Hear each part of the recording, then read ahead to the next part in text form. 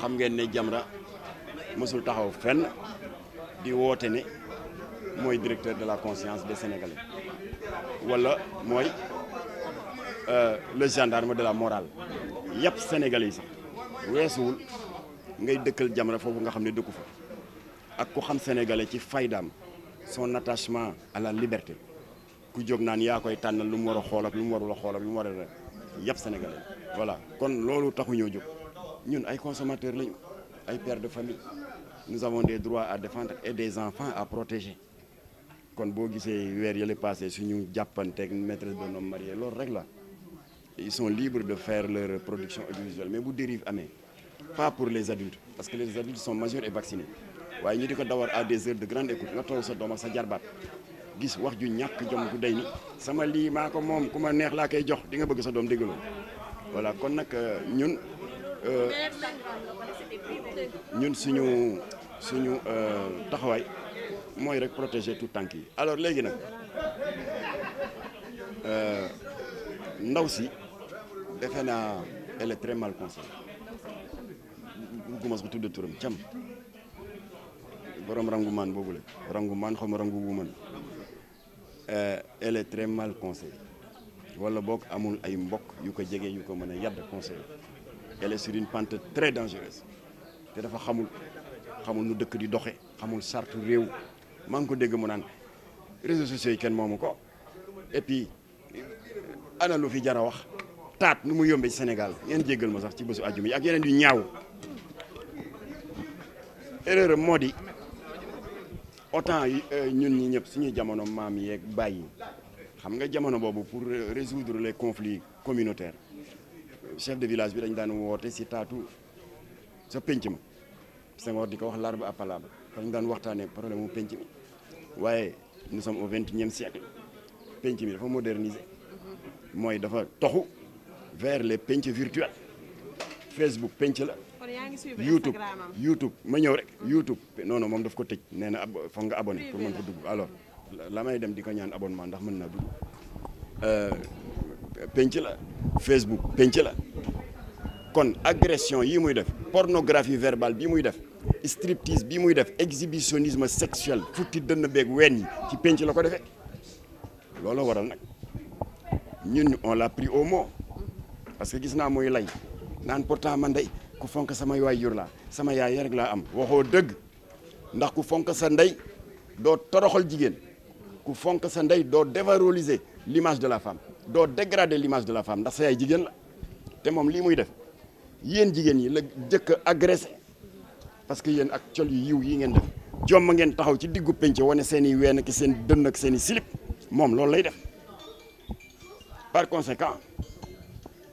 am na bërk démb ñaar ñi ibaadu lañu juróomi c'est d'autres citoyennes sénégalaises saisir Jamra au téléphone wax bay jooy ndeysaan ndax amee naxar ni une femme comme elle di def yu ñaaw yi mu metti leen alors kon nag ci penc la ko defee ndax virtuel yooyu penc la ba tax na ñun Jamra nous sommes fiers comme vous professionnels de la communication d'appartenir à un pays où la constitution consacre la liberté d'expression nous sommes fiers mais en même temps nous nous arc-boutons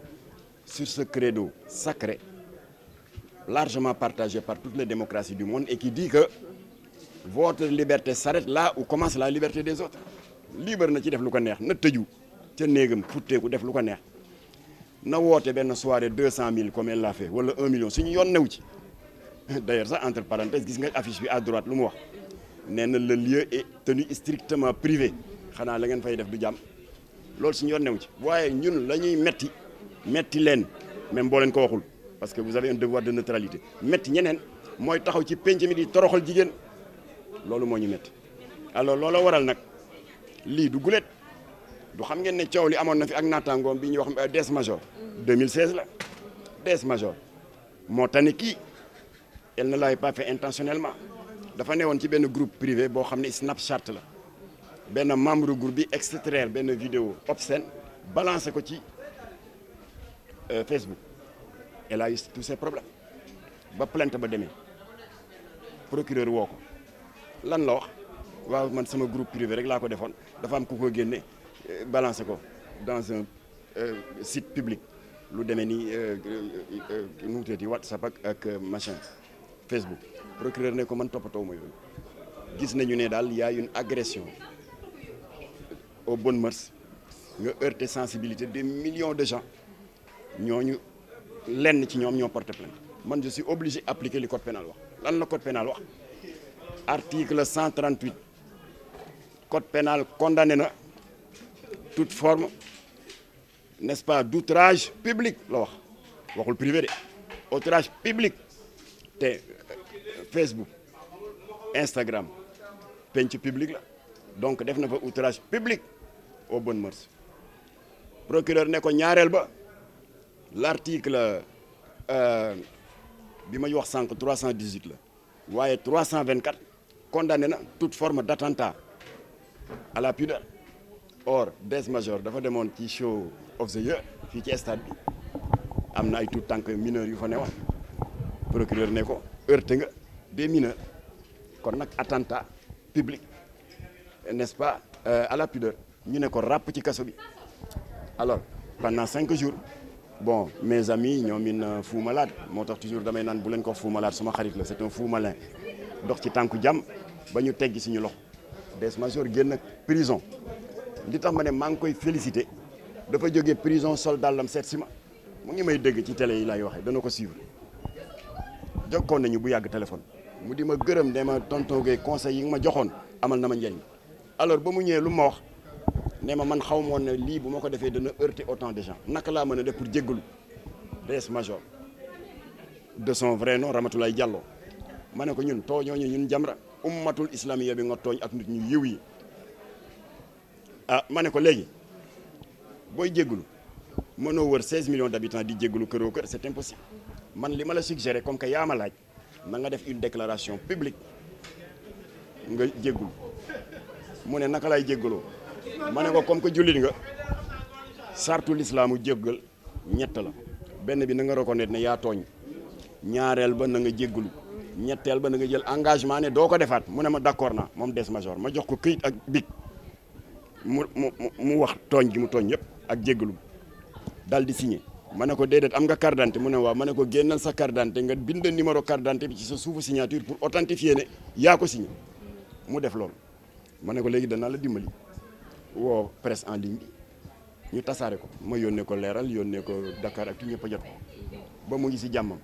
kon kenn déggatul Des Major 2016 ba léegi muy agressé nit ñi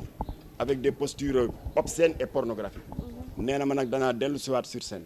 waaye bi yoon tonton na sa xel dal je vais changer kooku moo tane kii dafa ne kenn mënulu ma dara lu ma neex lay def moo tax na ñun on est obligé defanteeg moom ci yoon ce qu'on a décidé conférence de presse bi laa doon xaar mu jeex fe mu ne dañu war a am daje parce que Jamra a reçu un soutien de taille dañ koy attaqué ak doole parce que nee na moo tey soutien de taille bi mooy le comité de défense des valeurs morales bi nga xam ne c'est présidé co-présidé par Adama Mboup et Serigne Bassirou Mbacké Cheikh Astou Fall mooy jarbaatu Sëñ Mountakha Mbacké khalife général des Mourides dizaine d'organisations ñoo nekk ci kuréel boobu comité de défense des valeurs morales te moom itam mu nekk l'arrière petit-fils de Mame Cheikh Ibra Fall nee na Jamra nous sommes de tout cœur avec vous kon on sera 10 plus waa Mbañ Gàcc qui sont 24 ak 10 donc 34 signataires ñoo fas yéene déposer lundi incha allah sur la table de la brigade des mœurs et sur la table de Sëñ Bassirou Gueye le procureur de la République porter plainte contre le Rangou ci exhibitionnisme bi muy def ci penc mi di agresser nit ñi ba pare naan maa tey pour outrage aux bonnes mœurs et attentat à la pudeur incha allah bu boobaa nag procureur def liggéeyam lu procureur dogal rek ñun ànd nañ ci